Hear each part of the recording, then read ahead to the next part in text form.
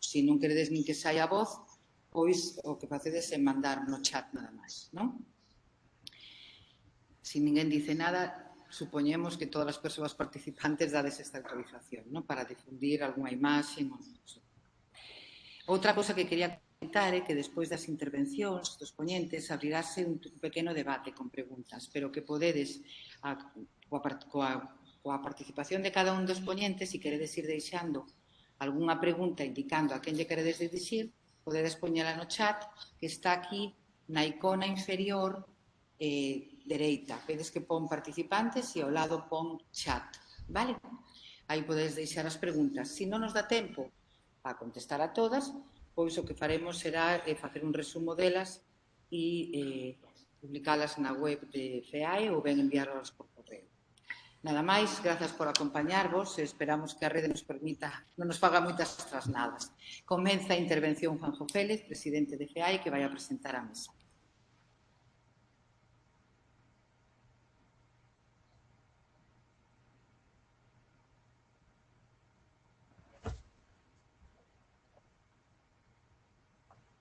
O micro.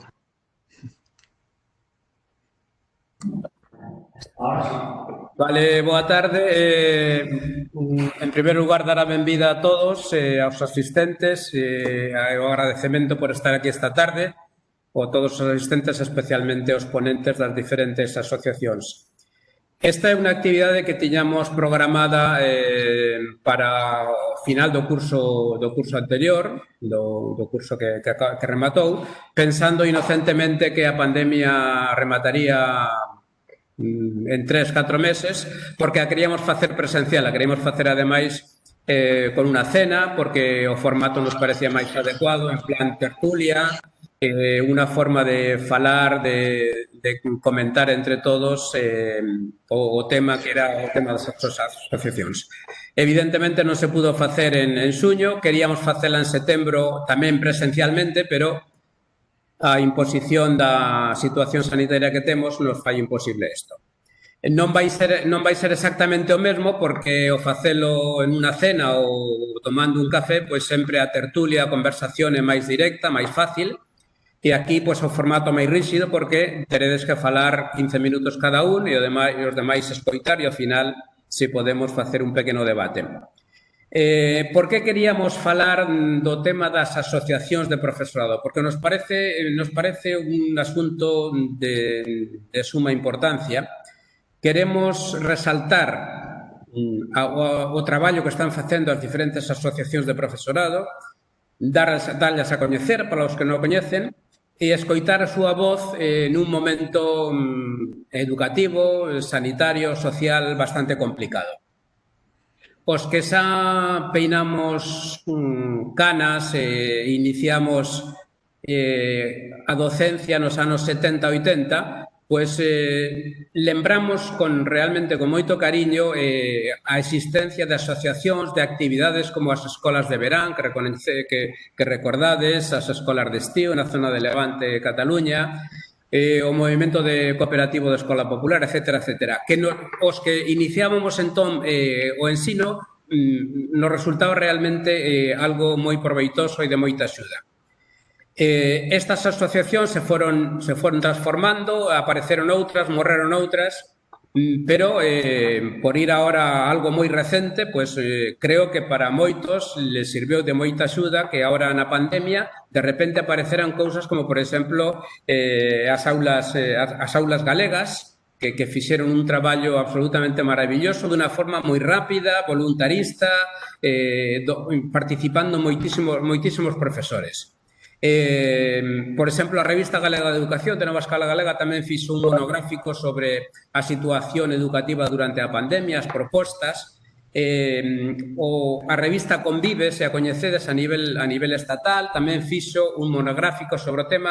É dicir, creo que as asociacións aportan realmente neste momento algo que é de moita axuda para todos e especialmente para a xente que comeza no ensino. Acabades de escoitar que creo que debido á falta de interinos van a permitir que profesorado que non teña o máster acceda a sustitucións, ás interinidades. Non sei se os coitades hoxe isto. Entón, para esta xente, por exemplo, sería moi interesante que coñezan estas asociacións que lles poden servir de moita axuda no inicio da súa andaina profesional. Lóxicamente, aquí estades 4 asociacións, 5 con FEAE, hai moitas outras asociacións en Galicia, no Estado español, o sabemos de sobra.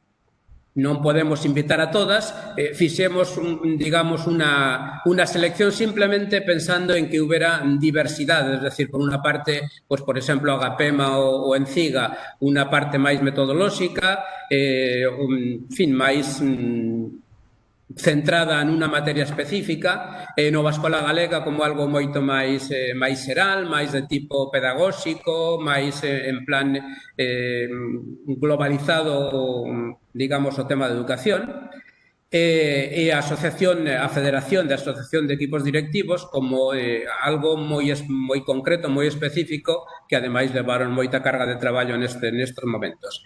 Simplemente, eso, dar a benvida a todos e esperemos que esta mesa redonda, que os asistentes as podedes ver, pero despois a poñeremos, porque a estamos grabando, para a disposición do resto, pois que sirva de axuda para todos. Así que, simplemente eso, moitas gracias.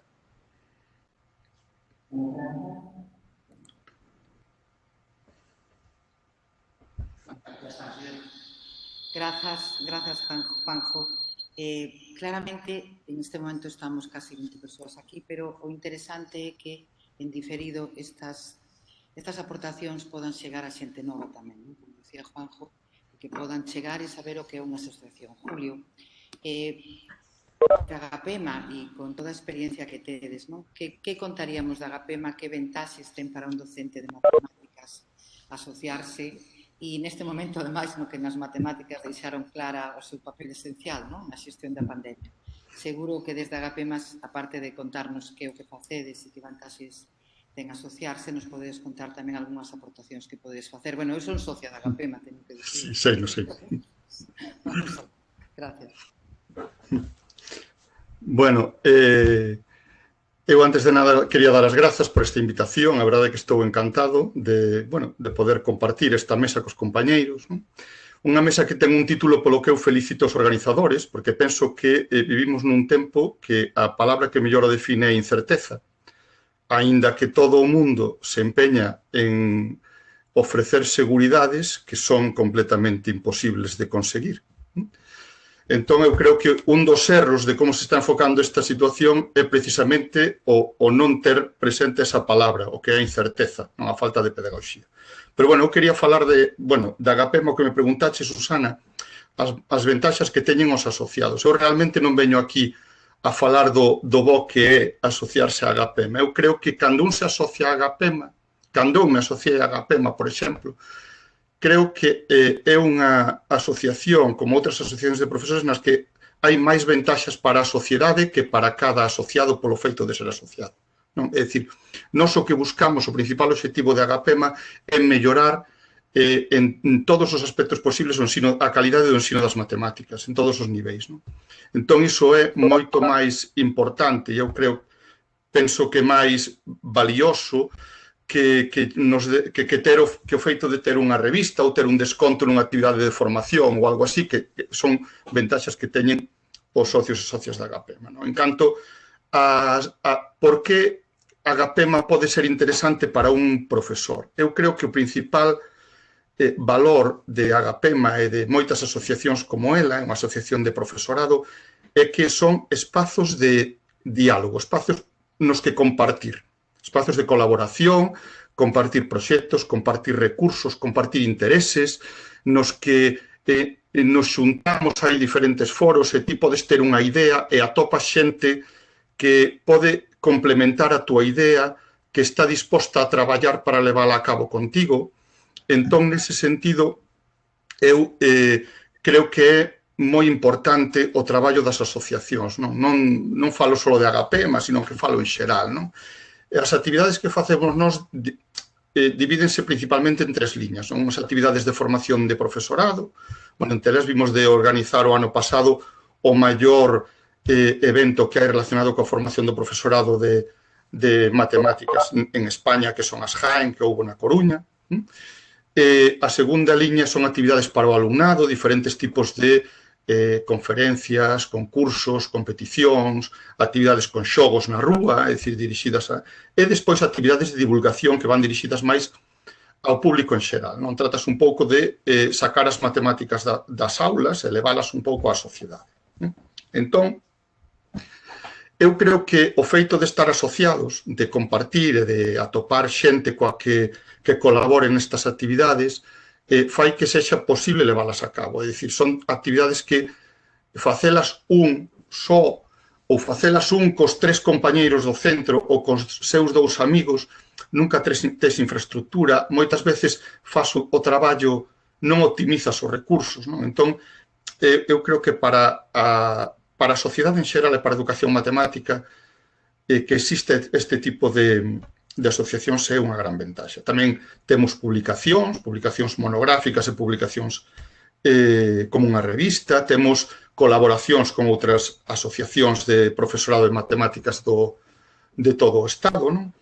E o feito de asociarse ten outra ventaxa que é estar presentes na toma de decisións, é dicir, as asociacións como asociacións teñen un peso, unha presencia, un protagonismo que non temos os profesores a título individual. Por poñer un exemplo, a AGAPEM é unha das sociedades que compón a Federación Española de Sociedades do Profesorado de Matemáticas. Bueno, pois coa nova lei, dende o Ministerio, por exemplo, a hora de facer os currículos novos, que ainda están sin empezar a facer, cando cambia a lei de educación que está en proceso, pois puxéronse en contacto con a Federación porque dixeron que querían ter representación do profesorado nos grupos de traballo que fagan os currículos. Ese é un exemplo de como o feito de estar nunha asociación permite que o profesorado teña presencia real na toma de decisións. É dicir, vai haber representantes do profesorado, un deles de AGAPEM, ademais, é dicir, hai 2 de toda España, un dos 2 é de AGAPEM, para elaborar os novos currículos. Entón, nese sentido, eu creo que o feito de asociarse, máis que ventaxas para cada profesor a título individual, ten ventaxas para o ensino e para a educación matemática. É dicir, nós non somos un clube no que busca beneficios persoais, senón que o que buscamos é mellorar e sabemos que neste caso a unión sí que pode facer a forza. Despois, en canto á pandemia, o noso traballo na pandemia, é certo que eu creo que unha das primeiras sensacións que nos deixou ao profesorado a pandemia foi a sensación de soidade. É dicir, de sentirnos sós, sin os nosos alumnos, sin os nosos compañeiros e moitas veces sin a nosa administración que tiña que apoiarnos e deixounos un pouco a cada un polo seu lado. Entón, o feito de que a asociación como a AGAPEMA e outras poidan artellar foros nos que os profesores compartamos, dialoguemos e debatamos, pode facer que esa soidade paliala un pouco. Non digo que desapareza, pero sí paliala un pouco. E ainda que agora volvemos a estar nas aulas, é certo que todos sabemos que temos en riba a espada de Damocles dun posible confinamiento total ou parcial en calquera momento. Eu como profesor vivo así, non? Entón, dende a AGAPEMA estamos intentando buscar novas canles de comunicación cos nosos socios e socias e con todo o profesorado e o alumnado, cousas que antes eran presenciais agora non poden ser presenciais, e ainda estamos pensando como facer chegar a nosa cercanía aos demais.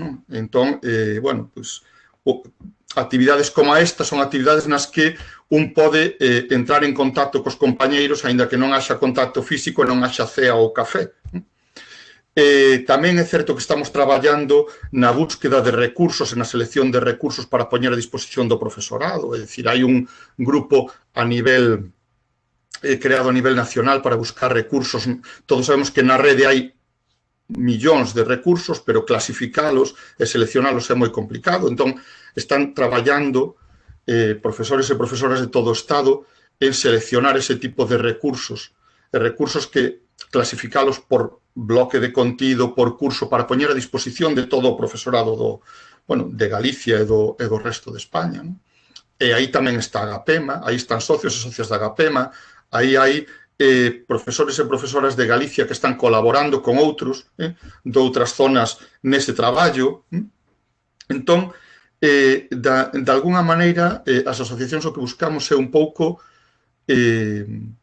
intentar ser un espazo de conexión, onde compartir, onde ter as visións diferentes dos diferentes docentes. Falaba antes, Juan, do tema dos que peinamos canas, da visión dos que levamos moitos anos xa na docencia. Pois o compartir a visión dos que levamos 30 anos coa xente que empeza agora, iso enriquece moito. A min enriqueceume moitísimo cando eu empecé, asociarme a Enciga, participar en actividades en foros deste tipo. E a partir de aí eu sempre que tiven a posibilidade de dialogar e debater e compartir proxectos con compañeiros, creo que poucas cousas enriquecen tanto como iso. E creo que ese é o valor das asociacións, o principal valor das asociacións. Agora na pandemia estamos aínda valorando como imos facer. Nós temos moitas actividades con alumnado e profesorado que eran presenciais e que agora estamos un pouco dándolle a volta, a ver se algunhas poden ser vía web, outras online. Se igual temos sorte, no terceiro trimestre podemos facer algunhas presenciais, aínda que coas limitacións que marque a normativa nese momento, non? Pero é certo que isto obligounos a todos a reinventarnos, e niso estamos, non? O que di o título da mesa, non? Eu creo que o que falta nesta situación é, sobre todo, pedagogía da incerteza. É dicir, que todos sexamos conscientes de que ninguén nos pode garantizar nada, que ninguén nos pode dar seguridade sobre como imos estar dentro dun mes. E hai que aprender a traballar e a vivir con eso. Non por iso temos que parar. Nós temos que seguir e facer plans sabendo que igual os proxectos que teñamos para dentro dun mes vanse desbotar todos, pero aínda así hai que intentarlo. Eso non é excusa para non facer as cousas. E, penso que o que eu tiña que decir máis ou menos de presentación, penso que chega. Vou parar aquí para deixar tempo aos meus compañeiros de mesa e despois, para que, se alguén quere algunha aclaración, pois eu quedo aquí encantado a disposición de todos para respondervos. Moitas grazas. Non sei, igual penso que non está agora Susana. Eu vou vos contar un pouquiño de algunha actividade que teñamos, algún proxecto que teñamos aí agora, no futuro. É un dos proxectos que queríamos facer a nivel de Galicia, incluso despois seguir no resto do Estado, é facer un traballo sobre as matemáticas no Camiño de Santiago, aproveitando o Xacobeo do ano que ven. O que pasa é que o Xacobeo do ano que ven non sabemos moi ben como vai ser, e igual temos que facer as matemáticas das fotos do Camiño de Santiago, porque non podemos sair ao camiño. Pero aí... Tuvemos unha pequena problemática, por iso viñen para aquí. Moitas gracias pola participación. Cando eu falaba das ventaxes, falaba un pouco deso, non? Da soedade que temos e de cando un comeza, ou ás veces tamén de cando un leva moito tempo, non? E precisa de folgos novos, non? E iso a veces neste momento en que parece que estamos potenciando a figura dun solo profesor, o profesor estrella, o profesor, eu creo que o que realmente vale, onde realmente podemos facer o cambio asociándonos, non? Moitas gracias polas túas palabras, encantados de colaborar con Agapema e facer todas as cousas que facedes, estamos esperando, eso é o que Gracias a vos. Creo que tamén todos nós nestes momentos de incerteza o que valoramos moitísimo desde os primeiros momentos de confinamento foi o traballo dos equipos directivos, non? Os equipos directivos fixeron un traballo, os que temos algunha presencia, os que non temos ninguna presencia, vimos que fixeron un traballo, non sei como clasificalo, un traballo inxente, non? E siguen facendo. Sobre todo, ademais, ante a falta de resposta ás veces das propias administración ou os viraventos e as voltas que dan. Entonces, aí creo que Francisco, desde Fegadicep, sí nos pode decir, pois eso, que aportades, que decides da xestión da incerteza en que nos movemos, Francisco.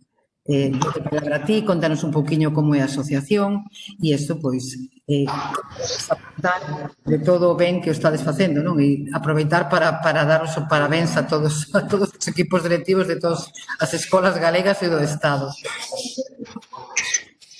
Moi boas tardes a todos. Bueno, moitas grazas por recoñecer o traballo das direccións nun momento tan difícil e tan duro para todos os equipos directivos. Vou a contar un pouco como xorde a federación.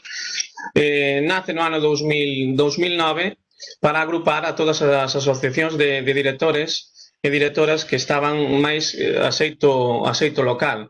Entón, a federación está formada polas dúas asociacións da provincia da Coruña, unha da provincia e outra da cidade, logo pola Asociación de Directores de Ourense, de Lugo, de Vigo e pola máis numerosa en socios pola de Santiago, da cal tamén pois son o presidente. Entón, os fins da federación evidentemente era ser unha canle ca administración, que nos escoitaran aos equipos directivos, que nos tivesen en conta. Isto non foi sempre así, evidentemente. Tuvemos moitas trabas por parte da administración, porque cando se crea unha asociación ou federación sempre pensan máis arriba que temos un tinte político, e nada máis lonxe, porque esta federación en ningún momento ten ningún tinte político e ten que lidiar con todas as administracións que están no goberno en cada momento. Entón, o que se conseguiu desde a federación, dende fai prácticamente 2 cursos, pois foi ter presenza con voz pero sen voto na Xunta Autonómica de Directores. A cal, sabedes, é un órgano consultivo no que normalmente, dependendo da administración que está nese momento, pois se convocaba mínimo 3 veces ao ano. Durante esta pandemia, a verdade é que antes deste cambio de goberno se nos estaba convocando cada mes. Entón, desde a federación asistíamos a esas reunións da Xunta Autonómica e se informaba a todos os directores de Galicia, se facía un resumo do que se falaba nesas xuntanzas. Un resumo evidentemente express que chegaba a todos os directores, que nese momento todo o mundo estaba preocupado, evidentemente, co tema do protocolo, por exemplo, e que chegaba inmediatamente no mesmo día da reunión ou como moi tarde o día seguinte.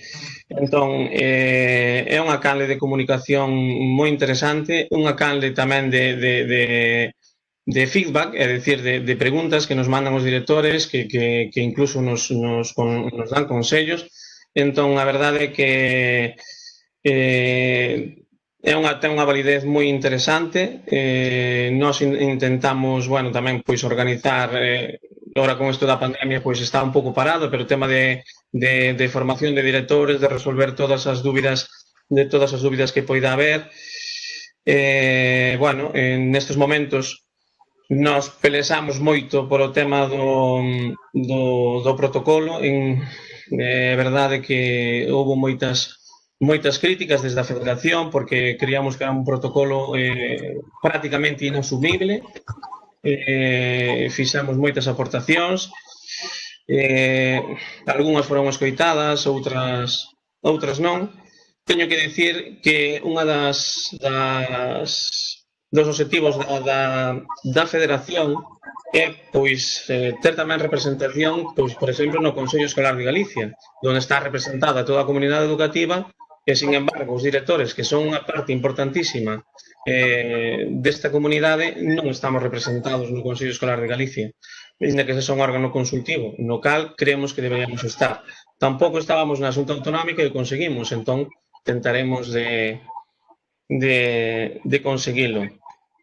Logo, co cambio pois que houve na administración, é dicir, no goberno, pois tamén manifestamos e manifestaremos o noso desacordo en como se fixo ese comité de expertos para o tema do COVID. cando en ningún momento se dirixiron nin á Xunta Autonómica, que é o órgano representativo de todos os directores de Galicia, nin, por exemplo, a Federación, que engloba a todas as asociacións e colexios de Galicia, en ningún momento se dirixiron a nós pois para aportar algún membro ou para consultarnos en ningún momento. Entón, é dicir, estamos nun momento, como vos falachedes, perfecto o título, como se dixo antes, de incerteza, de que nos temos que reinventar tanto como mestres como equipos directivos. De feito, pois nos inventamos labores as que non pensábamos que íamos a chegar, desde pegar cintas no chan hasta, bueno, é dicir, pintar o colexio, ser aparejadores, de todo un pouco. Entón, a verdade é que moito ánimo a todos os directores e todos os mestres, porque a verdade temos unha grande labor por diante. O máis importante é que temos un traballo maravilloso e que temos os nenos no colexio que, a verdade, hasta me emociona ao falalo, porque, bueno, despois de 6 meses e ver que todo o que pasou, pois estar desta maneira. Creo que merecemos tanto o profesorado como os equipos directivos, como todo o mundo que está en educación, un serio recoñecemento a como se traballou durante todo este ano, este curso tan difícil e como se está traballando. Eu creo que tampouco me vou estender moito máis, porque a verdade, creo que hai outros compañeros que tamén van a ter cousas moi interesantes que dicir, e logo as preguntas pois, que queirades facer. Moitas gracias aos organizadores pois, por contar comigo para este acto.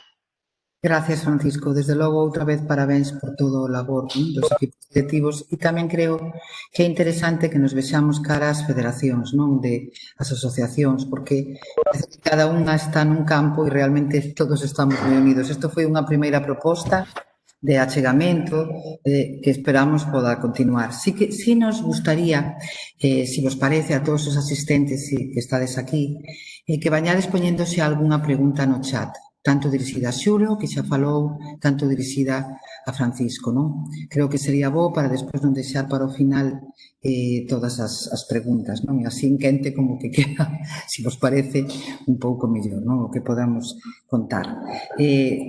Non hai moito máis que decir, todo o que digamos é pouco de todo o que estamos facendo neste momento. Eu non sei vos, pero nós estamos xa como estivéramos en decembro. Semestre acabamos de comenzar. Entonces, bueno, que teñamos forza, aparte de recoñecemento, que teñamos forza para poder facelo, non? E a ver como vai xestionándose esta incerteza. A verdade é que desde marzo, cando comezou todo este confinamento, o profesorado galego nos enfrentamos a unha situación inédita para nós, para que non estábamos preparados, non? Ainda así, pois todo o mundo fixo o que pudo online e aí fui pa diante.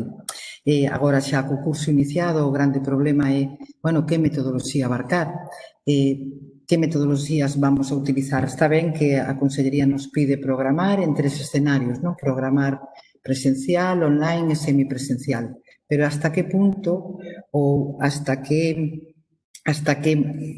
onde somos capaces nos de facelo, non?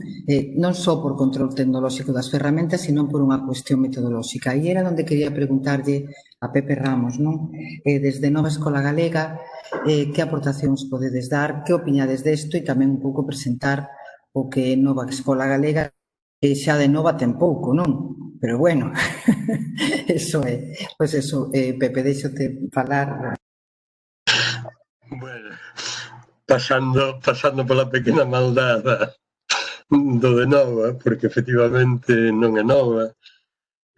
Nacimos no ano 83, nacimos digamos, herdeiros da cultura dos movementos de renovación pedagóxica que as persoas que xa levamos moitos anos na profesión, sabemos que naceron ao final do franquismo como un xeito de poder debatir, dado que non se podía, non había ámbitos, de poder debatir profesionalmente e bueno, tamén hai que decirlo que o debate profesional tiña componentes políticos, etc. Nós somos heredeiros, nós nacimos moito máis tarde, no ano 83, e nacimos da confluencia de grupos diversos que se xuntaron, que existían naquel momento, e se xuntaron para facer o que en ese momento se chamou Nova Escola, que creo que se pode seguir chamando, dado que a escola ou é nova ou non é escola. Pero, bueno, era o movimento cooperativo de Escola Popular Galega, da que falou antes Juanjo. Era un grupo de bioloxía que se chamaba ALBE, outro grupo de ciencias, bueno, que era Gil Barbeira, outro grupo Lubricán, outro grupo de galegos primeiros que publicaron libros para o ensino de galego, que era Avantar. Logo, outro grupo de ciencias sociais, que era Escola Berta Ensino, Preescolar na Casa, que seguiu existindo, pero no momento fundacional estaban Nova Escola, a Escola Dramática Galega, bueno, toda persoeiros que tiñan, digamos, unha trayectoria importante na reflexión educativa, na universidade, etc., e que dende aquela vimos funcionando, por un lado como asociación e por outro lado tamén como editores de unha revista, que é a Revista Galega de Educación, que acaba de decir hai un ratiño que sacou un monográfico precisamente sobre a pandemia, sobre a COVID. E, bueno, decir que como asociación a mí me gustou moitísimo o que dixo Xulio de Agapema. Por certo, teño un gran cariño a Agapema porque acompañei a unha das persoas que o impulsou, tristemente xa desaparecido, non? O compañeiro Coque, que era compañeiro meu no centro de formación. E me gustou moito o que dixo Xulio, decía, de que as ventaxas de estar asociado realmente nós podemos buscar necesariamente no beneficio individual, senón no beneficio colectivo, no beneficio profesional e no beneficio social, non? Tamén é certo que este tipo de organizacións, como Nova Escola ou como as outras que estades aquí, pois somos un foro de discusión, un foro, nós creemos que moi libre e moi rico para discutir, para contrastar, para informarse e evidentemente temos tamén moitísimas actividades de formación, actividades de encontro, non todas son actividades de formación, actividades de divulgación, incluso premios. Por certo, organizamos xuntamente co Concello de Compostela os Educa Compostela, que o 9 de outubro remata o tempo para presentarse a estes premios. Bueno, non parece que me dá como un pouco de pudor falar da asociación, pero bueno, o pedíades e eu así o fago.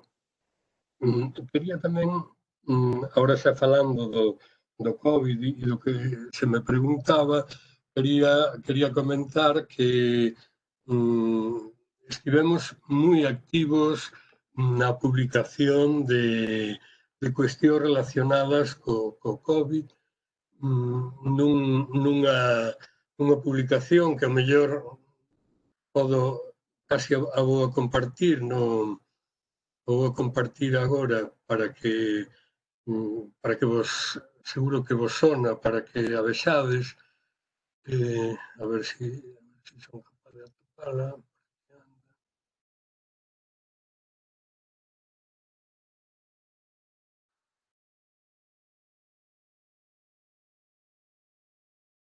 Nova Escola opina.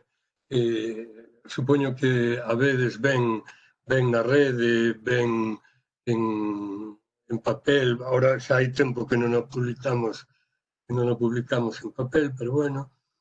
E con esta, a través desta publicación, con motivo da COVID, con motivo da pandemia, fixemos unha primeira aproximación, que era ensinar en tempos de, a ver se non me equivoco cando digo o título, era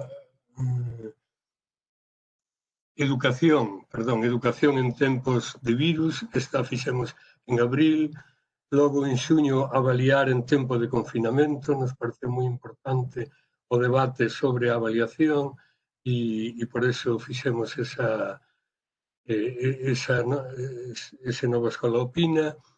E logo fixemos agora en xullo, en xullo, que aínda non saliu o protocolo definitivo, saliu un protocolo e nos respondimos a isto, non é que cambiara moito, pero sobre o protocolo de adaptación ao contexto da COVID nos centros de ensino non universitario. Bueno, que era o que vos puxen aí na pantalla fai un momentiño. Fixadevos, me fai gracia porque cando quixen mirar o que publicáramos durante estes tempos, dime conta que en febreiro publicamos un Nova Escola Opina sobre o PIN parental. Fixadevos, quen se acorda ahora do PIN parental, tristemente chamado PIN parental, que non ven ahora ao caso, pero bueno, para que vexades como cambiou realmente, foi como un tsunami este virus, esta pandemia, como cambiou o panorama educativo, non? De feito, nós tivemos unha asamblea, non tivemos máis remedio que facer a asamblea anual, porque hai que cumprir as condicións legales. Ademais, nós somos unha asociación declarada de utilidade pública e cada ano, indefectiblemente, hai que facer as reunións. E decíamos nesa reunión que o COVID non iba a ser un tema moi importante nos próximos tempos. O COVID iba a ser o tema do que vamos a falar, do que estamos falando, e non hai. E tamén me gusta moito que, digamos, o título desta mesa fora Educar en tempos de incerteza, porque o COVID o que provoca fundamentalmente son incertezas. Bueno, pero fixadevos canto dixen para acabar, ou ter que acabar respondendo o que se me preguntaba, non? Tamén é certo que se me avisou antes de que falara da asociación. Eu creo que está moito ben o que comentas, Pepe, porque o que este bichiño, se lle pode chamar bicho, que non, mataríamos, non? Un biólogo, o que deixou patente todo o que había debaixo do tapete, verdad? O que debía debaixo da alfombra era grave tamén. E, sobre todo, a veces pensamos, non, que pode ser tremendo. E eu veía estes días no meu centro, por exemplo, non, que con todo isto se converta a escola nunha granxa logística, non? En vez de estar traballando no que temos que traballar, que é a metodoloxía, non? Por a urxencia que isto está supoñendo. Entón, eu creo que sí, iniciativas como Nova Escola Galega teñen muitísimo que decir aí, non? Como o resto de asociacións. Outra cousa que tamén eu creo que sí, non? E esperamos que así sexa. Moitas gracias, Pepe. A ver, isto era o primeiro que queríamos decir, non? O primeiro que queríamos decir era que o debate, e ten que ser así, que eu non podo negalo, e cando facemos o Nova Escola Opina insistimos moito nesto, non? As medidas sanitarias teñen que contemplarse, é evidente, pero non pode ser que as medidas sanitarias agochen as medidas educativas e o traballo educativo, e que esteña por enriba, decía, as medidas sanitarias que o educativo. Facíamos ao final de dunha destas publicacións un chamamento a que non caéramos no que un autor chamaba a escola sentada versus a escola activa. Nós temos que seguir traballando por ser unha escola activa na incerteza e na certeza en todo momento e non unha escola sentada. Para ser unha escola sentada, decíamos tamén no último Nova Escola Opina, para ser unha escola sentada, entonces casi podíamos prescindir do presencial, se o presencial vai ser unha escola sentada, porque digamos que facíamos un flaco favor a todo o traballo que se leva facendo en CIGA, Agapema, nós dende un punto de vista máis generalista, etcétera, durante todos estes anos. Incluso eu creo que desde o formato non presencial ou online teremos que comezar a traballar con metodoloxías activas e iso terán que ensinarnos tamén, non? Teremos que aprender, pero hai opcións para eso. Senón, sí que sería, pois eso, volver a aquela escola online, a min lembrame todas estas cousiñas que estamos vendo nas escolas coas mamparas, aquela imaxen que había, no, do século XIX coa transmisión de coñecemento aquí, aquela imaxen famosa, tal cual me lembra iso. Entón, nos escenarios que sean, o gallá que poda ser sempre o presencial, haberá que traballar no metodolóxico, porque senón estamos perdidos, non? Eso é un pouco, bueno, o que comentades, non? O que creo que pode valer de reflexión. Pepe, eso, moitas gracias pola túa aportación e seguiremos pensei, no, sí. iba a decir unhas cousas. Di. No, bueno, é que non empezara coa nosa idea sobre o que está a pasar e como está a pasar, non? Nos, así, só por apuntar unhas cousas. Eu creo que esta situación nos fai revisar dúas cousas que son claves na educación. Unha é o currículum. Nós, dende hai moito tempo, pensamos, e en este sentido eu compartín cousas con xente a través de Agapema sobre o currículum. Temos un currículum, e tamén en matemáticas, ou sobre todo en matemáticas, pero en xeral temos un currículum sobredimensionado. Houbo que traballar sobre ese currículum, pero parece que o traballo é unha cuestión puntual. E eu creo que ten que aproveitarse esta oportunidade para que ese traballo, ese cuestionamento teña continuidade. E, sobre todo, agora que vai haber unha nova lei de educación, eu nesta nova lei non intervín, non fun requerido, nin fomos requeridos como organización tampouco, pero en leyes anteriores sí, e a miña experiencia é moi triste de que sempre as asociacións de profesores, bueno, sempre non, pero en moitísimas ocasións se demandaba máis cantidade de currículum e, ademais, conceptual e factual. Tamén procedimental, pero mellor menos. E sempre houve unha pelea por incrementar. Foi rarísima, eu intervín moitísimo bueno, vai a parecer así un pouco xa na loxe, e aí había peleas, pero por incrementar.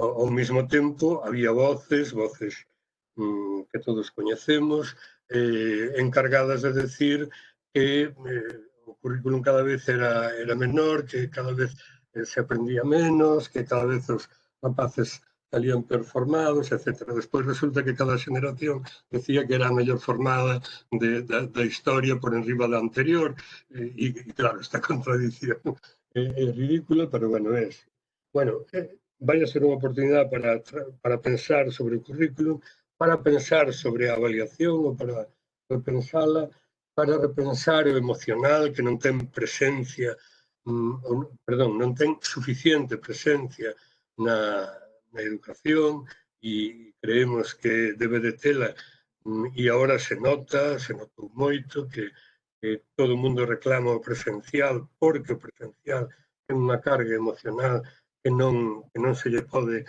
dar ao telemático. Tamén nos deu pé a pensar sobre sobre a Fenda, e non só sobre a Fenda digital, nós temos unha tradición de traballo a través de Pedimaxe e a través de un grupo que se chama Cabila, que organiza unha actividade anual moi importante sempre na Universidade de Santiago, bueno, a través de Nova Escola e dese grupo, sobre o digital e sobre os materiais, e hai que repensar moi seriamente tamén os materiales que se utilizan e repensar a fenda, a diferencia que hai entre alumnado, entre familias, con respecto ao acceso aos medios, pero non só eso, sino tamén con respecto ao uso.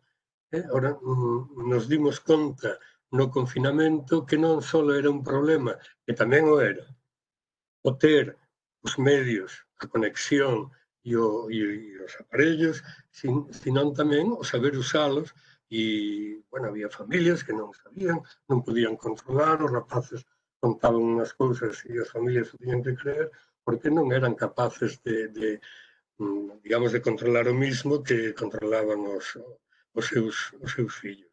Pero tamén a fenda social, senón que se pon en evidencia como a escola pública iguala porque é un espacio compartido donde todos somos iguales e todos temos os mesmos medios cando estamos na institución.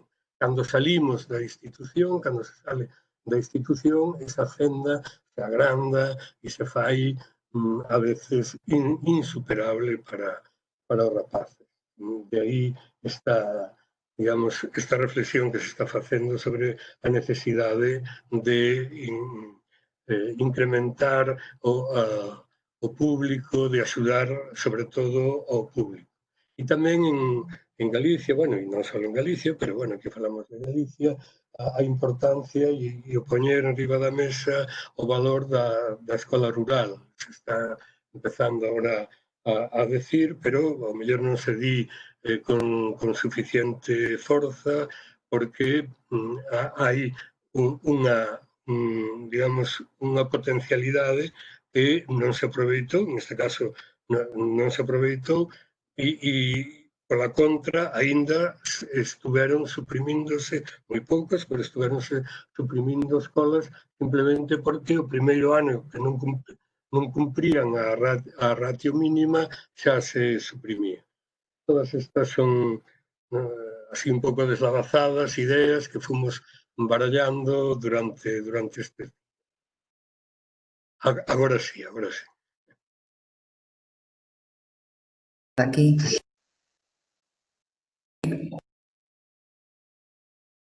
Déxame desactivar, ahora sí, ahora creo que sí, está fallando moitísimo. Iso que viñemos a un centro tecnolóxico, era mellor facelo desde a casa que tiña sido mellor. Pero bueno, moitísimas gracias, Pepe, por todas as aportacións que faz e que creo que nestes días, sobre todo, é o que pensamos todos e todas, non? Outra cousa que tamén nos ven á cabeza con isto da COVID e que a COVID tamén levantou foi esa pouca formación cidadana en ciencias, non? A xente non entende moi ben como é que se transmite, ou polo menos, hoxe decíamos aos rapaces en clase, non? Os rapaces non entenden moi ben como é o que é unha exponencial, en primeiro lugar, e tampouco como se transmite ou como é, o que significa unha epidemia, non? Eso, a nivel mundial, ademais, está claro porque hasta dirixentes, non? Falaban de, bueno, pois, de non ter nin idea de que é o método científico. Aí en Agapema, Paloma, co 33 congresos xa en ciernes, non? De Enciga, perdón, Paloma. Como dices, sabes que tamén son de Enciga, entón xa teño un jaleo. Vamos a ver.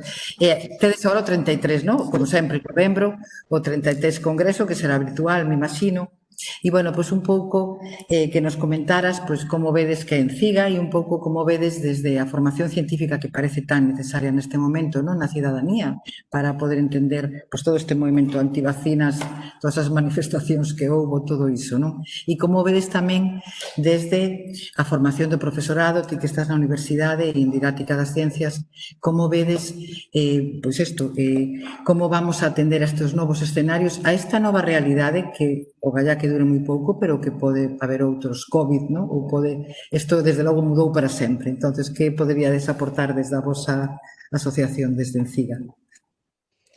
Bueno, pois, en primeiro lugar, agradecer dende a asociación, agradecevos que nos solicitasedes participar nesta mesa redonda, que está resultando moi interesante. E, pois sí, como comentaba Susana, a formación científica é moi necesaria e sí que hai, todavía existe certa reticencia, non? Pois para, bueno, a hora de adquirir algún coñecemento científico, quedannos sempre pendentes esas ideas alternativas que parece que non logramos superar co paso do tempo e demais. E en situacións como esta, pois faise moi evidente. Estamos, bueno, houve sobre todo cando estábamos confinados, pois unha gran cantidade de bulos, pois que circularon polas redes e que, claro, ou se ten unha base de coñecementos científica que tampouco considero que deba ser demasiado amplia, ou, claro, pois contribuímos a que eses bulos pois prosperen, non? Dende Enciga estamos afrontando esta nova situación, pois como todas as asociacións polo que estou vendo, con moitos ánimos e con moitas ganas de seguir facendo o que facemos, pero, como decíades, pois hai que adaptarse, non? Iso é o que fai que o noso congreso anual pois vai a pasar a ser en rede. Isto, pois, non é algo que nos alegraba nun inicio, porque, claro, a tradición en Enciga, que xa é o 33 congreso, foi facelo sempre presencial. Un pouco, pois, para garantir eso do que estuveron falando, pois, os meus compañeros da mesa redonda, de crear esa sensación de grupo, de comunidade, de traballo, de aprendizaxe, un lugar onde poidamos compartir experiencias. É sempre moi importante e leva sendo moi importante pois dende o primeiro congreso de Enciga como de todos os congresos das diferentes asociacións que hai, non? Entón, esa presencialidade fai que teñamos un maior contacto, que fagamos moito pasillo, que nos coñezamos, que, bueno, pois hai moito traballo tanto no que é na aula da ponencia e das conferencias como que é o pasillo, non? Que sempre se fala moito diso. Entón, este ano tuvemos que adaptarnos a unha modalidade en rede que, bueno, a ver, esperamos que non se perda a esencia dos outros congresos de Enciga, pero, bueno, tamén confiamos en que se sea unha situación transitoria, porque nos gustaría moito recuperar o congreso tradicional. En canto, pois, a Enciga, comentar que levamos bastantes anos en marcha, comezou, pois, no ano 88, e, bueno, pois, como o seu propósito principal, como un poquinho emparellado o que comentaba Julio de Agapema, pois é intentar compartir experiencias para lograr pois unha mellora na calidade no ensino tanto das ciencias como das matemáticas, porque Enciga ten unha sección tamén de docentes de matemáticas, non?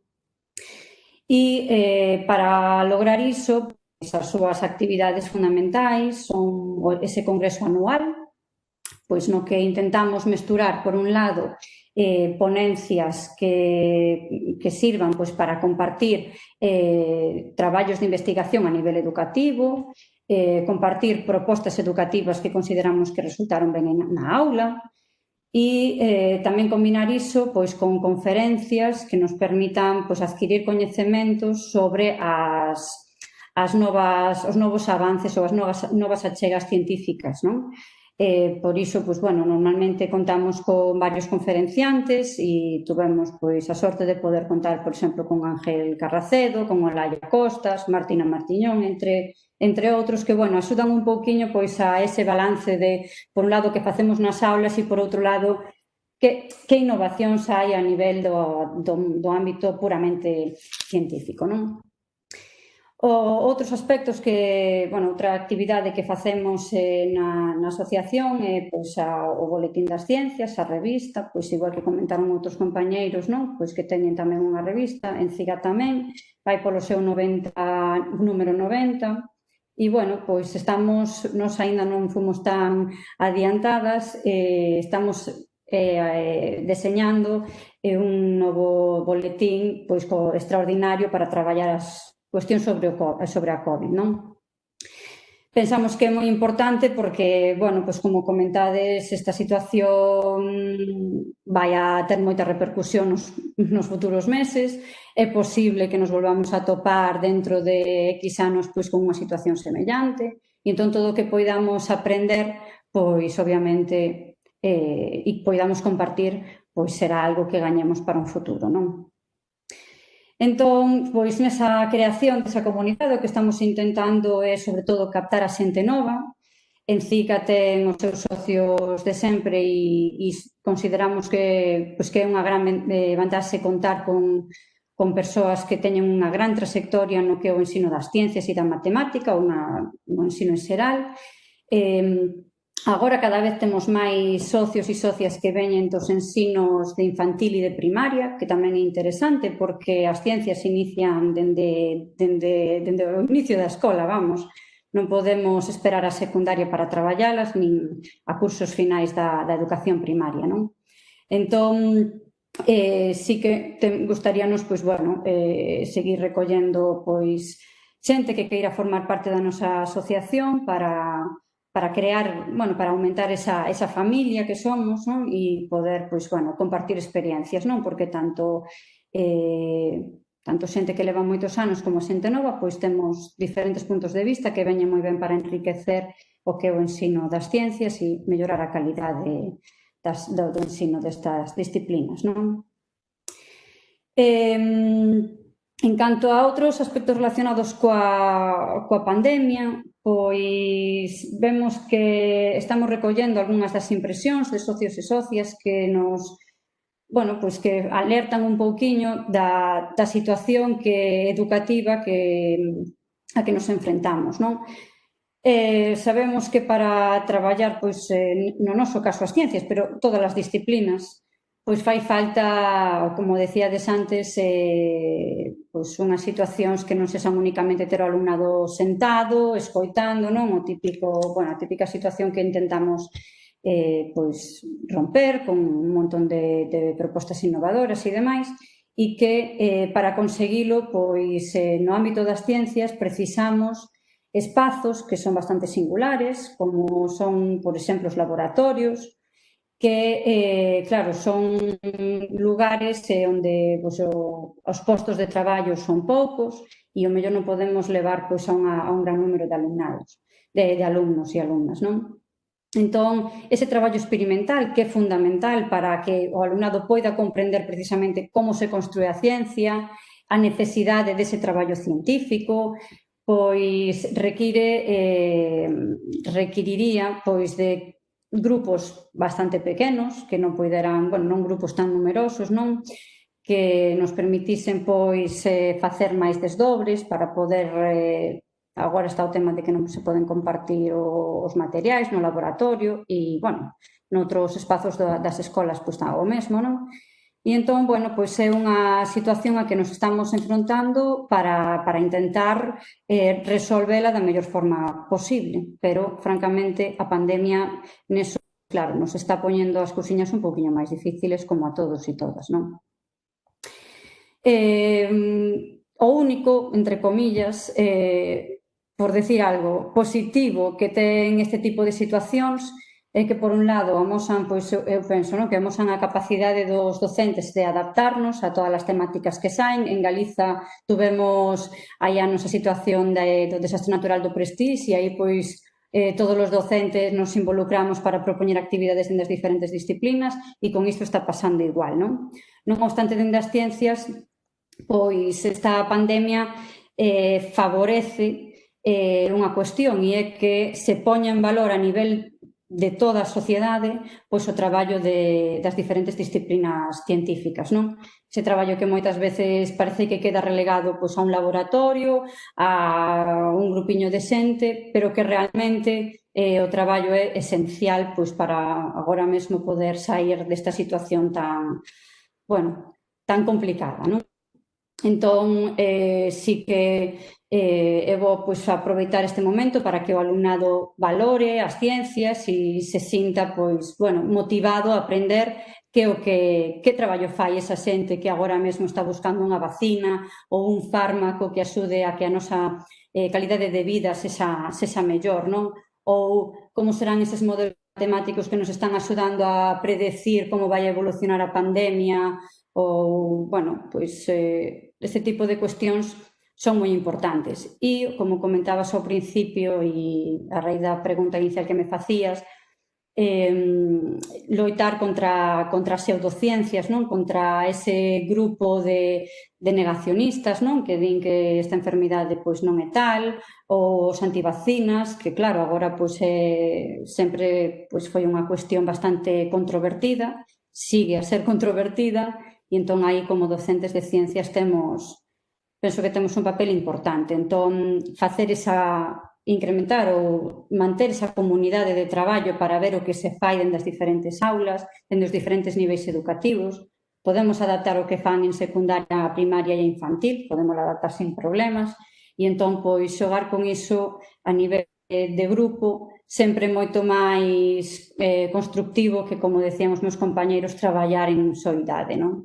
Que non sabes se funcionará, se non funcionará, bueno, parece que estamos sós e ao final non, se estamos pois en asociación, penso que gañamos como colectivo, non?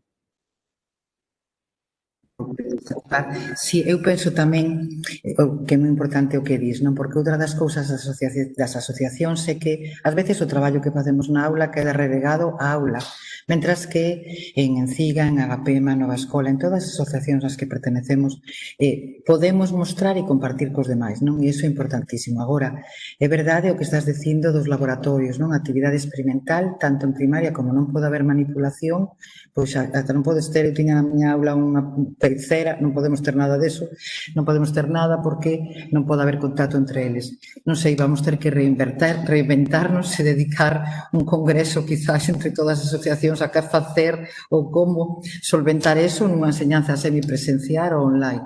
O que non vai ser, desde logo, nunca recuperable é ese xamón tan rico que hai sempre despois do congreso de Enciga. Eso non pode ser recuperable. E esos son os momentos bons nos que os profesores tamén e as profesoras estamos contentos de estar xuntos e disfrutar un pouco con alegría, non? Non só intercambiar experiencias. Que ben nos viría ahora, verdad? Porque despois de todos estes meses, eu creo que o primeiro congreso que sexa presenciar vai petar, como dimos os nosos alumnos, non? Bueno, moitísimas gracias, Paloma, polas túas aportacións. E, bueno, desde FEAE, unha das actividades de FEAE ou dos propósitos de FEAE é promover lugares para o debate e o encontro en educación. Quería preguntarlle a Juanjo, que son os foros de FEAE? Nós somos os foros de Galicia e que opinamos como asociación destas circunstancias que vivimos no que se refire á calidade, equidade e eficacia da educación en Galicia. Voulle deixar pasar para aquí, porque como non funcionaban os outros ordenadores, pois vai a pasar para aquí e despois volto eu para as preguntas. Te parece? Perfecto. Isto é que os profesores sempre temos para todo, non hai falta tanta cousa. Bueno, boa tarde de novo a todos. Para os que non coñecen FEAE, este nombre tan horroroso, o Foro de Administradores da Educación é unha asociación que xa leva tamén tempo, foi evolucionando porque, como di o nome, ao principio se centraba sobre todo en aspectos relacionados con dirección de centros, con administración de centros, con equipos directivos. Eso facía que ao principio a maioría de socios eran membros que tiñan unha responsabilidade en centros, eran directoras, directores, equipos directivos, moitos inspectores. Pero, como decía, foi evolucionando e neste momento, digamos, é unha asociación completamente aberta a todo tipo de persoas relacionadas con a educación. Hai membros de primaria, de secundaria, da universidade menos, hai directoras, directores, equipos directivos, orientadores, profesores de diferentes materias, etcétera, etcétera.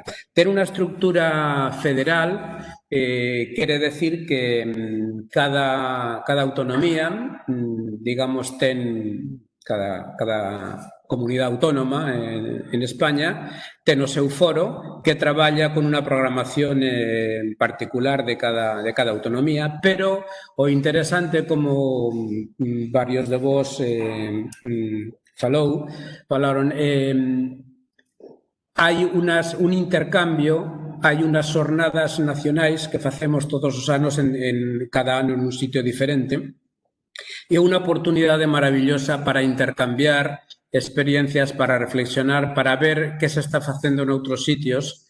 E, ademais, dado que os membros son de moi diferentes, a diferencia, por exemplo, de Agapema ou Enciga, que é algo moi específico de ciencias, como hai membros de todo tipo, pues este intercambio resulta realmente moi beneficioso para todos. Pues é curioso ver, perdonade a ironía, ver como hai autonomías onde a inspección está funcionando de unha maneira moi diferente a como está funcionando en Galicia. Bueno, pues sempre resulta curioso e beneficioso ver isto. Entre as actividades fundamentais que facemos son estas xornadas nacionais. Editamos tamén unha revista que neste momento, hasta o ano pasado, era unha revista en papel, agora é online, é digital, é a revista DILE, Dirección e Liderazgo Educativo. Editamos cada 2 meses. Nela, pues, hai todo tipo de artigos, normalmente son monográficos sobre un tema, pues, a educación inclusiva, por exemplo, un monográfico e diferentes artigos que toca ese tema. Estamos tamén nas redes sociais, con diferentes debates, nas páxinas web, etcétera, etcétera. En Galicia, en concreto, aparte destas actividades que decía, facemos cada certo tempo uns cafés tertulia, é dicir, un pouco similar a isto, é dicir, collemos un tema, uns ponentes, uns invitados, e invitamos aos socios e aos que non son socios a simplemente, pues, compartir 2-3 horas sobre un tema, como decía antes, normalmente con un café, en fin, un aspecto máis informal, pero que realmente suelen ser bastante beneficiosos. Ademais, evidentemente, colaboramos na revista, normalmente coordinamos varias das revistas do ano, as coordinamos desde Galicia, e seguimos traballando en redes sociais. Sobre a importancia de asociarse, pois repito que xa moitos de vos comentaxedes tamén, é dicir, desde FEAE entendemos que o traballo educativo é un traballo fundamentalmente colectivo. Por eso nos parece absolutamente fundamental a coordinación, o traballo conxunto. E agora que está tan de moda estes premios de innovación educativa e tal, seguimos insistindo en FEAE a importancia de que a innovación ou é unha innovación colectiva ou, se non, non é tal innovación. Por eso nos parece absolutamente fundamental o feito de que o profesorado poda participar, poda coordinarse, poda intercambiar experiencias. Este intercambio, esta reflexión, estas situacións nos dan apoio profesional, evidentemente, nos dan un apoio emocional, incluso, pues, a veces supón, pues, chorar un pouco, contar os problemas que cada un ten, pero tamén, digamos, a satisfacción do traballo colectivo, é dicir, de que o feito de estar traballando nun centro o podes compartir co resto e estas experiencias se dan a coñecer aos demais. Ben, isto un pouco sobre FEAE para os que non o coñecían. Respecto ao tema fundamental que queríamos, que estamos tratando hoxe, creo que o diagnóstico do que pasou máis ou menos o temos todos bastante claro e coincidimos. De repente nos dimos conta de que tanto o sistema sanitario como o sistema educativo non estaban preparados para esta situación. E foi unha constatación que realmente nos chamou a atención porque o mellor creíamos que casi todo, si non era maravilloso, estaba funcionando moi ben. E de repente nos dimos de conta de que non, de que tanto o sistema sanitario como o educativo pues, realmente non sabía como afrontar esta situación. E dai veu a improvisación por parte, evidentemente, da administración, por parte dos administradores, pero tamén por parte de nós como profesores, por parte dos equipos directivos. E o que hubo durante eses meses extraños de marzo, abril, xuño e tal, vais que, si me permitides, máis que unha educación integral como nos gustaría, pues hubo unha especie de ensinanza remota de emerxencia, onde hubo de todo. Hubo xente que traballou moitísimo, houve outros que, bueno, pues o tomaron con máis calma. Hubo confusión tamén porque ante esta situación a pregunta fundamental seguía sendo sempre a mesma. Que é a escola como institución social, cal é a súa finalidade? E entón, digamos, o tema era ver que esperaba a sociedade en unha situación destas. Porque para algúns a escola pues, era fundamentalmente un sitio onde iban os rapaces e estaban bastante cómodos porque os pais, digamos, quedaban, bueno, con menos preocupacións. Pero, digamos, isto deu como consecuencia que apareceron unha serie de realidades que chamaron moito a atención. O que se falou tamén a fenda social. É dicir, o virus sí que entendía que o virus facía distinción entre as diferentes clases sociais. A fenda digital, a confusión entre os medios que se tiñan que utilizar e que non se tiñan que utilizar. Situacións familiares, algunhas moi complicadas. Non solamente por falta de medios, de espacios, por falta de coñecementos, por non saber exactamente o que se lle pedía.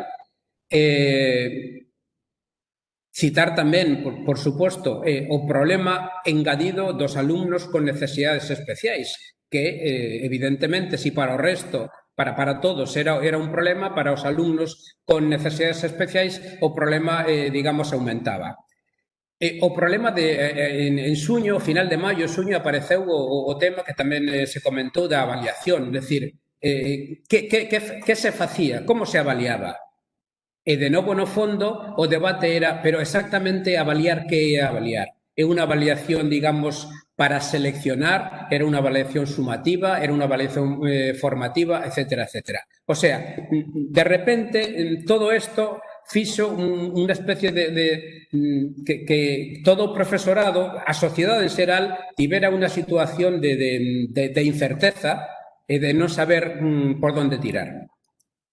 Pero xa no mes de xuño había moitas voces que decían, bueno, a ver, pasamos estos 3-4 meses, pero setembro está aí. Que faremos en setembro? Había moitas voces que falaban desto, pero a resposta parece que non foi a máis adecuada, porque parece ser que algúns estaban convencidos de que o virus desaparecía e que en setembro iba a volver esta chamada normalidade. Ben, levamos iniciado o curso, empezaron os de primaria, xa levan varios días, os de secundaria onte e hoxe, e ante esta situación eu estaba pensando que cando no mes de marzo e abril había esas voces que decían bueno, cando remate a pandemia a sociedade será moito mellor, as persoas se comportarán moito mellor, as empresas funcionarán mellor, pois parece que era non sei, un eslogan máis publicitario que outra cousa, porque a realidade nos mostrou outra cara, é dicir, volvemos en setembro e os problemas seguen sendo os mesmos. Se sigue coa improvisación e, ademais, a nivel educativo, seguimos co tema importante cando se fala de que coa boca grande, supoño que se di coa boca grande, non, é que a educación é unha inversión, non é un gasto. Ben, sí, queda probablemente moi bonito decir que é unha inversión, pero os feitos denotan unha realidade distinta. Parece ser que a educación, fundamentalmente para moitos, é un gasto. E entón, como tal gasto, hai que intentar aforrar. E o problema que nos atopamos no inicio do curso. Esta especie, tampouco quero ser catastrófico, pero esta especie de caos ou de incerteza que hubo no inicio do curso, pois probablemente, si no mes de xuño se tomaran algunhas medidas de precaución, o problema sería menor. Tom, en educación, digamos, na situación que estades vivindo agora nos centros, digamos, hai como 3 temas importantes. O tema do profesorado, o tema das metodoloxías, o tema dos medios e o tema dos espacios. A ver, respecto ao profesorado, creo que todos estamos de acordo de que este tipo de educación, este tipo de ensinanza que nos pide esta situación tan anómala sanitaria, fundamentalmente necesita algo clarísimo, unha baixada de ratios. Si queremos que esta educación sexa máis de relación persoal, as ratios teñen que baixar. Eso significa, evidentemente, un aumento do profesorado. Pero non é únicamente isto o necesario. A nivel metodolóxico implica cambiar, poñerse noutra situación. Probablemente, claro, e ademais dependendo do tipo de centro, xa non se é primaria, secundaria, formación profesional, sino onde está situado ese centro, as realidades serán distintas. Entón, vamos a ver, o contido que a veces resulta fundamental para algunos, os contidos académicos, cando pensamos na educación integral, hai outras metodoloxías que se poden facer. Me explico. Por exemplo, se a educación é presencial ou a veces ten que ser, digamos, online, hai que distinguir, separar a parte puramente de instrucción académica de clase expositiva do que son os temas fundamentais da educación integral. Entón, por exemplo, se o profesorado está coordinado, podería moitas veces estas clases, por chamarlas magistrais, é dicir, máis expositivas, telas preparadas. E non é necesario que cada profesor teña que dar a mesma clase. É dicir, estamos falando, pois non sei, da roda dos alimentos, por exemplo, ou de, non sei, o análisis gramaticais, ou os eclipses lunares, etcétera, etcétera. Ese tipo de contidos poden estar preparados a nivel de vídeo, a nivel de enlaces, de recursos que lles damos aos alumnos. E a labor do profesor vai ser fundamentalmente unha labor de relación co alumno, o sea, de relación persoal. Porque isto é realmente o que os alumnos necesitan. É dicir, neste momento hai moitos medios que permitirían que o ensino puramente expositivo, digamos, académico, poda quedar non nun segundo plano, pero sí feito dunha forma diferente. Fundamentalmente, a labor do profesor sería unha labor de relación con alumnos, de relación coas familias, de relación co grupo. Probablemente isto leva moito tempo, evidentemente, pero a nivel do traballo do profesor quedaría forrado si temos preparado, digamos, este tipo de recursos. O sea, creemos que a labor tutorial no ensino na pandemia pasa a ser moitísimo máis relevante que antes e, fundamentalmente, o traballo do profesor un traballo máis que individual, un traballo de coordinación. Por outra parte, outro tema que temos que na situación da pandemia é a rigidez do sistema educativo. É un sistema que ten certas contradicións, porque por unha parte a administración quere dar instruccións moi claras, moi concretas do que hai que facer, de todo tipo de organización do centro, pero por outra parte, algúns profesores tamén, se non se dan estas instruccións, din que non saben que facer. Evidentemente, a administración, cando non sabe dar resposta a algunhas cuestións, o que fai é algo moi sencillo, que é dicir, autonomía dos centros. Claro, autonomía dos centros, sí, por suposto, e os equipos directivos supoño que están dispostos a que esta autonomía se leve adiante, pero sempre que se conten cos medios necesarios para que esta autonomía se poda facer. É dicir, está moi ben que todos os centros podan distribuir o seu tempo, as materias, os horarios, os espacios, o número de profesores, sempre que teñan a capacidade real de facelo. Porque se non teñen esa capacidade, por moita autonomía teórica que lles das, isto non se pode dar. Entón, esta rigidez do sistema educativo, que sempre foi unha característica en España, pois probablemente habería que intentar pensar que a realidade é moito máis flexible e que os centros educativos dependen moitísimo de circunstancias, non é o mesmo o que decíamos antes, unha escola rural onde probablemente o problema dos espacios non existe, ou un centro en unha cidade rodeado de pisos por todos os lados onde sí que pode haber un problema de organización.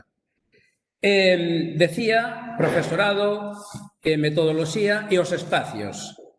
Non é un tema, digamos, menor, pero sí que vai sendo hora de que a nivel arquitectónico os centros educativos teñan unha distribución distinta, unha concepción distinta, xa, digamos, no inicio dos planos que se fan, pero se mirades, a ver, eu creo que calquera persoa do principios do siglo XX que viñera agora aos nosos centros, si os vería, evidentemente, con máis medios, máis bonitos, ou, en fin, cambiados, pero a estructura física prácticamente é a mesma, é dicir, un centro educativo está formado por X aulas rectangulares ou cuadradas, con pupitres, mirando hacia adiante. Pode haber un encerado, pode haber unha pantalla digital ou pode haber un retroproyector, pero digamos, a concepción arquitectónica é a mesma. Entón, vai sendo hora de pensar en distribuciones distintas, en flexibilizacións a nivel arquitectónico e de espacio. En fin, por citar 4 ou 5 reflexións sobre isto, eu creo que estamos nun momento, como se decía antes, non é que sexa, digamos, o problema do virus e da pandemia, é o único problema prácticamente que imos ter agora, e entón creo que estamos en situación de abordar esta problemática con metodoloxías distintas, con formas de traballar distintas, con máis medios, evidentemente, porque sin medios está claro, aínda que non sexa o único requisito, pero está claro que non se pode funcionar. Entón, a pesar desta situación, creo que temos que ser máis ou menos optimistas, porque o profesorado sí que está facendo un traballo realmente interesante. Non citei, pero é obligatorio citar os equipos directivos. Os equipos directivos, o traballo que fixeron durante todo o verán, a veces con instruccións completamente contradictorias, se deixaron aí moitas horas de traballo, e é necesario recoñecer esta labor que fixeron e intentar ser optimistas, pero sempre sin deixar de pedir estes cambios tanto a nivel de medios como a nivel metodolóxico, e repetir esta idea que estamos dicindo todo o tempo, é dicir, que a coordinación do profesorado resulta fundamental para abordar esta situación tan complicada.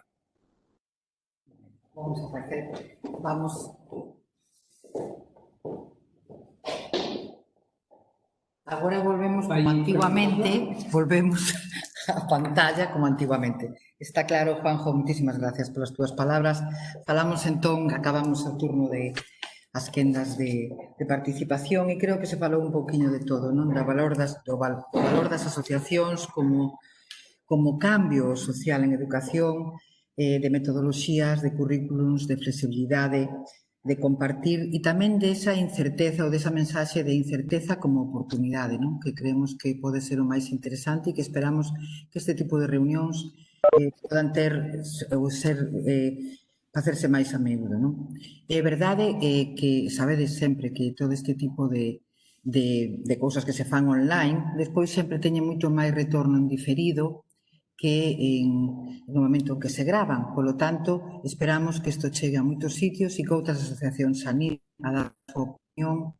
Bueno, pois tamén que tanto os novos como os vellos que estamos en educación e os medianos, porque eu ainda non me quero incluir en vella de todo por aquilo de presumir un pouco, pois podamos estar e compartir e aprender, non? Entre todos. Agora sí hai dúas preguntas, dúas grandes, e como o tempo apremia, eu creo que podemos contestalos moi brevemente porque van dirixidas a todas as asociacións.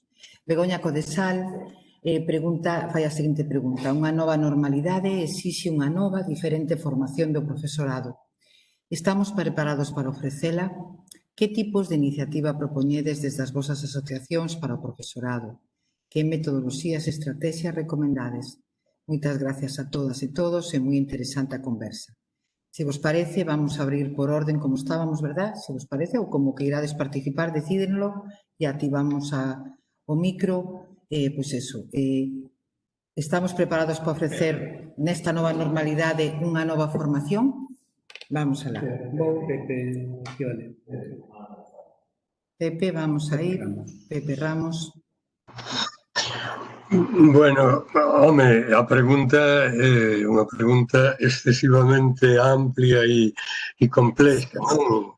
E así eu traballei moito na formación, na inicial e na permanente, e creo que é imposible responder a isto que pregunta a Begoña. Eu creo que, ademais, o que nos dá esta situación a oportunidade é de ver as carencias, de ver o que non se está facendo ben. Eu creo que xa se sinalou en algún momento, non?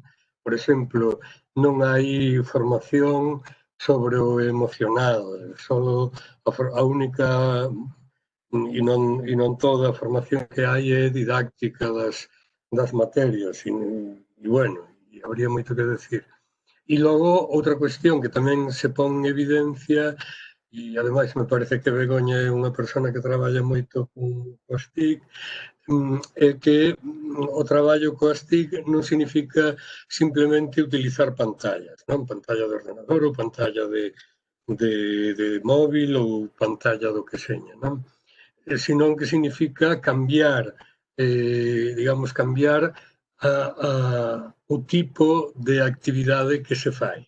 Unha actividade que pode ser creativa e non repetitiva e non expositiva e que pode ser creativa por parte dos alumnos, que hai que leválos da man para que utilicen con criterio estes medios, para darnos conta de que agora o que a escola non transmite información, non é ese o seu papel.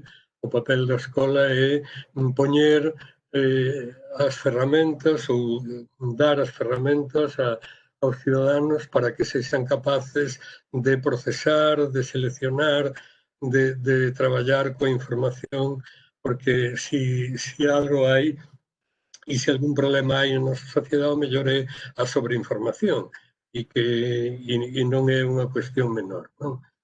Por lo tanto, bueno, eu diría que non estamos en disposición agora de porque ocurra isto transformar a formación, senón darnos conta, creo que hai tempo que nos damos conta, pero ninguén é capaz de solucionalo a fondo, darnos conta dos déficits que temos na formación.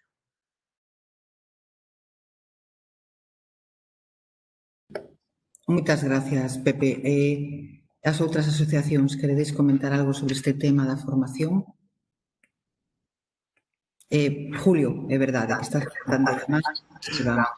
Sí, mira, eu quería comentar unha cousa. Eu creo que a formación do profesorado en xeral, na bella normalidade, xa era un déficit que levábamos nos últimos tempos. Falo da formación permanente, a inicial posiblemente tamén, que ainda que mellorou un pouco igual co máster, pero a permanente eu creo que aí sí que se ve, quen organiza pensa que é un gasto e non unha inversión. Non? E eu creo que é onde posiblemente máis valga a pena invertir en educación. En canto as iniciativas, o sea, se estamos preparados para ofrecela, preparados sí, pero preparados en que sentido? A nivel de infraestructura ou a nivel de vontade? É que o problema moitas veces non é se podemos ou non podemos facer algo, é se hai vontade de facelo, vontade real, porque se hai vontade, esfórzase, pero se non hai vontade, atopa excusas enseguida. Que son? Eu son profesor de secundaria nun centro rural. Vale? É dicir, eu traballo nun centro rural e cando chegamos en marzo, a situación pillounos a moitos, bueno, pois que algúns nunca traballaran con aulas virtuais nin con internet, outros traballábamos de maneira esporádica, pero non habitualmente. E tivemos que facer o que falaba Juanjo de ensino de emerxencia. O que é imperdonable é que o mes que ven teñamos que confinar e nos pille igual que en marzo. O sea, o de marzo ninguén o esperaba. E pillounos e saímos do paso como puidemos todos. Pero que 6 meses despois nos pille igual é imperdonable. O sea, realmente algo indefendible. E que se está a facer? É certo, se están a implementar cursos para profesores, para docentes, de iniciación. Todo é tarde, sexamos serios, é todo tarde. Unha persoa que nunca empregou unha aula virtual non lle hai que dar un curso de como facer unha aula virtual, hai que darlle unha aula virtual feita e acompañala e dicirlle como a ten que usar. Despois, cando teñas certa práctica, xerás incorporando os teus contidos, pero ter un repositorio de contidos. Vamos a administración galega ten en quinto, sexto e en primeiro e segundo da ESO ten o programa Edisgal, no que hai aulas virtuais feitas, montadas para todas as materias, ábreas para todo o mundo, que todo o mundo teña iso. Despois podes usalo ou non usalo, podes engadilo, podes facer a túa, pero ninguén pode dicir, é que eu, claro, dame unha aula virtual baleira para as persoas que están empezando agora a 20 e pico de setembro o curso de iniciación,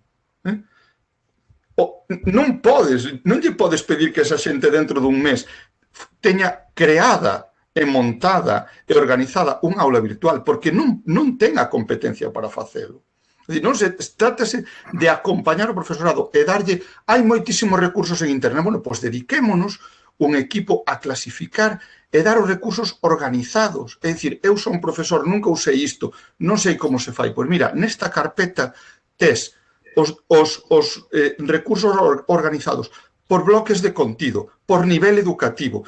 Ti podes buscar, necesito un recurso para traballar a divisibilidade. Mira, ali está. Ou aí tes 5, mira eses 5, pero non é busca en internet, porque buscar en internet é buscar unha gota de auga no océano. É dicir, iso para que ten moita práctica, sí, pero si non é imposible. E despois as metodoloxías, moitos pasaron, non digo pasamos, porque eu non o fixen, pero pasaron a cambiar a clase presencial expositiva a dala a través dunha videoconferencia. Iso é un erro. A docencia virtual ten que ser diferente. Teñen que ser clases moito máis cortas, máis de interacción, nunca de expoñer eu 50 minutos. Unha clase de 50 minutos a través dunha pantalla é insoportable. Bueno, basicamente así esas son as ideas. Sí, Manuel, queres añadir algo da formación do profesorado que te atiña a ti tamén directamente desde a escola, non? De magisterio. Vamos aí. Dinche ou non che din? Agora? Non tes palabra, espera. Non sou capaz? Agora? Sí. Bueno, pois coincido co que se está e se estamos preparados pois para unha nova formación do profesorado dende a Facultade de Magisterio en Lugo, de formación do profesorado propiamente dita, estámonos preparando. O bo que creo que ten esta situación é que o alumnado que que está rematando o grao está vivindo este proceso de cambio. Están vivindo con nós. Entón, penso que iso é importante, non? Para que se dean conta de que ser mestre e mestra implica estar preparados para o cambio. Creo que, bueno, por as investigacións que temos, pola literatura que hai ao respecto, que as aulas e as metodoloxías que se aplican nas aulas dos diferentes niveis educativos son cada vez máis activas e iso é o desexable. Penso que agora a complexidade está na transferencia. Como transferimos eso a un entorno virtual? E aí foi onde atopamos todas as eivas que temos, que son moitas, non? Moitos de nós pois empregábamos as aulas virtuais como un espazo para colgar os contidos e xa está. Eso era todo o que tiñamos que facer, porque despois sempre interactuábamos con o noso alumnado. Pero agora, como interactuar? Como conseguir que unha sesión interactiva, que antes se facía pois nun espazo de aula, de laboratorio, no campo, teña un sentido para o alumno cando está na casa? Eso é o gran reto. E, bueno, pois estamos facendo propostas e ao finalizar este curso veremos se funcionan ou non, non? O curso pasado, como nos pillou a todos así moi por sorpresa, como decía Julio, efectivamente, pois fomos facendo o que podíamos e en moitas ocasións pois se fixo unha docencia completamente asíncrona, non? De tedes aí os materiais e imos a ir traballando. Este curso, pois, ten que mudar. Obviamente, non podemos formar aos futuros mestres e mestras, incluso a profesores de secundaria no máster, con ese tipo de docencia, porque senón realmente non estamos facendo o que predicamos. Entón, necesitamos pois facer das aulas das sesións virtuais algo activo. E, obviamente, non pode ser colgar un PowerPoint e lerllo a través dunha pantalla. Iso non pode ser. Entón, bueno, penso que isto vai hacer cousas moi positivas, porque as clases expositivas en sí nas facultades, que son de sesións de hora e media, debense cambiar, transformar, porque estamos nunha sociedade onde temos toda a información a nosa man, non? Entón, agora toca aplicala a un contexto determinado e que facemos con esa información? Como a utilizo eu? Pois para dar unha clase de ciencias sociais, para dar unha clase pois de ciencias naturais do que toque, non? E iso penso que é o gran reto. Está claro, unha das cousas que decía Xulio, non? Por exemplo, pois unha solución urxente, aulas virtuais feitas. Pois eso é o que nos pregunta Rafa Rodríguez. Que medidas urxentes considerades que podedes aportar desde as asociacións aos centros educativos, non? Ante un curso que indudablemente é tan complexo. Aí tamén Paco Lires, non? É dicir, que medidas urxentes? Unha delas, Xulio, é verdade, as aulas virtuais están aí, dá xa outras medidas tamén das que falaba antes Juanjo e nombraba Pepe Ramos, non? Que facemos co acollemento destes nenos? Porque estamos preocupados nestes días que cheguen, que teñan a distancia de seguridade, movemos as sillas, movemos as mesas, que teñan a distancia, pero que pasa con estes nenos que algúns tuveron graves problemas na súa familia, que veñen de 7 meses dun confinamento totalmente extraño para eles como adolescentes? Que acollida, que nos axuda a como atender a estes rapaces, non? Eso sería tamén outra cousa urxente que non se fixo e que está aquí, non? Non sei, na pregunta que nos fai Rafa, que medidas urxentes, Francisco, por exemplo, poderíades aportar ou desde a Federación de Directivos de Galicia, non? Medidas urxentes xa que podamos compartir. Vonche dar fala, porque moito te digo, pero se non te dou fala te teño aí calado, espera, aí vai. A ver, medidas urxentes, a pregunta é complicada, verdade? Desgraciadamente, este protocolo vai totalmente en contra das metodoloxías activas nos centros, evidentemente. Xa só ver a disposición das aulas como mandan telas, pois é bastante complicado. O profesorado evidentemente ten que reinventarse, ser creativos, pero non é non está fácil, non, como falábamos antes, montar unha aula virtual non podemos ter un curso de 10 horas para tentar ter un ensino de calidade. E non só remitirse a que nos vamos a confinar, porque esa aula virtual ao mellor teria que estar funcionando incluso presencialmente, combinar ese tipo de metodoloxía pois ca metodoloxía de expositiva, ca metodoloxía pois de sair ao entorno, cousas que con este protocolo que ten máis de conciliador, sobre todo en primaria, realmente de educativo. Entón, xa falamos desto, abreuse todo a presa, creo que se perdeu un tempo maravilloso desde marzo hasta setembro, ainda que estuvemos traballando telemáticamente, creo que era unha oportunidade para diseñar programas reales de formación do profesorado, intentando pois traballar en metodoloxías activas, fose como fose. Eso non se fixo, fonos dando bandazos de si queríamos abrir en xuño para pois festas de despedida, bueno, fonos dando bandazos durante todo ese tempo. E chegamos á mesma situación en setembro, e agora o que se nos está ofertando desde formación, pois é o que estou falando, cursos de 10 horas, cando temos unha plataforma que non é das mellores, pero bueno, é unha plataforma que está funcionando bastante ben, como é Edisgal, para cursos de quinto e sexto que se teñen pois certa autonomía no uso das tecnoloxías, o que se falou antes, pois que se cree unha plataforma digital para todo, pois non sei, para todo primaria. É que eso non implica, evidentemente, abrir unha plataforma, ten que haber unha formación detrás moi importante, e non se está a ter. Desde a federación, pois non nos queda outro máis que chorar, que arrimar o ombro ao que temos ao lado, e que intentar axudar a todos os equipos directivos pois como podamos e ao profesorado, e intentar pois que a administración consensuar pois o tipo de formación nesta época.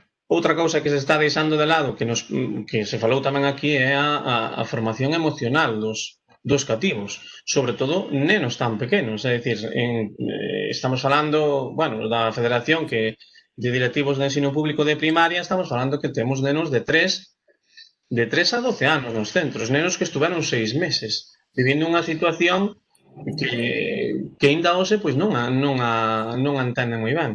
E a verdade é que nos están dando un exemplo aos adultos de adaptación, é dicir, non teñen ningún problema co tema da mascarilla, si se ve que son nenos pois están máis tristes, é certo, están vivindo unha situación que para eles non é normal, eso de poder salir ao patio e non poder tocarse o compañeiro que leva 6 meses sin velo, pois a verdade é que é bastante doloroso para eles. Entón eu creo que desde aí tiñamos que traballar entre todos a parte emocional dos cativos. E logo sabería o relatorio de contidos e todo o que viría despois. Sí, moitas gracias, Francisco. É verdade que este é un dos grandes problemas que temos que solucionar. Voulle pasar a palabra a Juanjo, entonces vou torcer o ordenador, que estamos aquí coa bella... A ver, dúas cuestións moi concretas. A primeira, que parece evidente, externa a nós, pero si a situación sanitaria va mejor, e haxe que posiblemente que confinar ou tomar medidas máis drásticas, o que está claro é que a conectividade en toda a sociedade é algo fundamental, é algo básico. É dicir, así como non entendemos que poda haber casas que non teñan auga e luz, agora en este futuro tan inmediato parece evidente que toda a sociedade, todas as casas, todas as poboacións teñen que ter unha conectividade que permita facer unha vida, digamos, a distancia. Agora hai moita xente incluso que cuestións burocráticas que ten que facer a nivel sanitario, a nivel de administración, e que resulta que é imposible facelas presencialmente E, se non teñen unha boa conectividade, evidentemente non poden facer nada. Ben, isto é lóxico e parece evidente. A nivel interno nós, a nivel metodolóxico, resaltar a importancia. Non se trata de que os contidos queden en un segundo plano, non se trata de eso.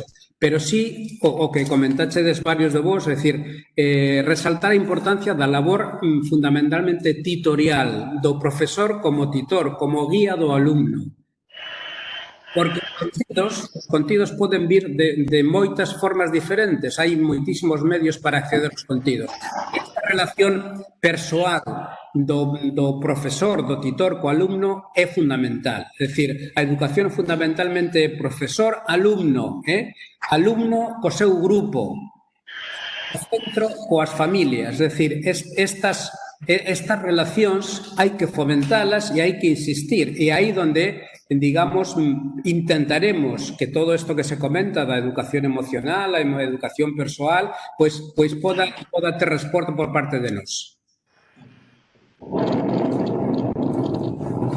Volvemos aquí. Bom, como ben decía Xulio antes, o que é importante neste online é ser breves, porque senón é como ter un programa de radio aí que está... Non pode ser.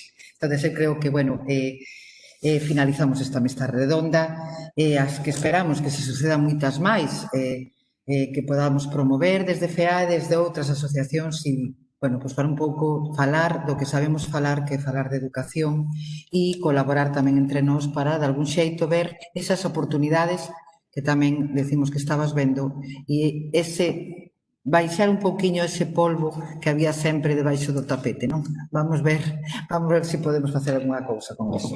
Bueno, creemos tamén que é importante difundir este contido porque pode dar lugar a reflexión a outras persoas que nos podan ouvir e normalmente este tipo de eventos ten máis aforo en diferido que en presencial online, diríamos. Por lo tanto, se vos parece, cando colguemos isto, vamos facelo sobre o cancelo hashtag xestionar a incerteza e sobre ese cancelo podemos facer pois todas as publicacións e se nos axudades a difundir, mellor. Non se nos axudades a difundir porque isto é unha cousa de todos, é dicir, se o difundimos, mellor. Vale? Moitas gracias aos poñentes e a todas os que nos acompañástedes. E agora mesmo, pois eso, nada máis que nos veñan bons tempos, non? E que esta incerteza vaya despexando algunhas certezas, que non sabemos se será verdad, pero bueno, moitas gracias por todo e até a próxima, até unha próxima que din os portugueses. Gracias. Gracias por organizar. Vale, gracias. Moitas grazas a vos. Gracias. A ver se nos siga, eso hasta logo. Cena, eso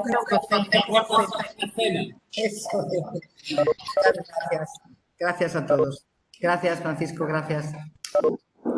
Gracias, Xulio. Moitas gracias. Vou cortar entón, se vos parece, vale? Vou apagar porque está grabando isto. Muchísimas gracias. Muchísimas gracias. Aquí está. Espera, ¿está grabando? Sí, detuve grabación. Detuve grabación, aguardamos ahora.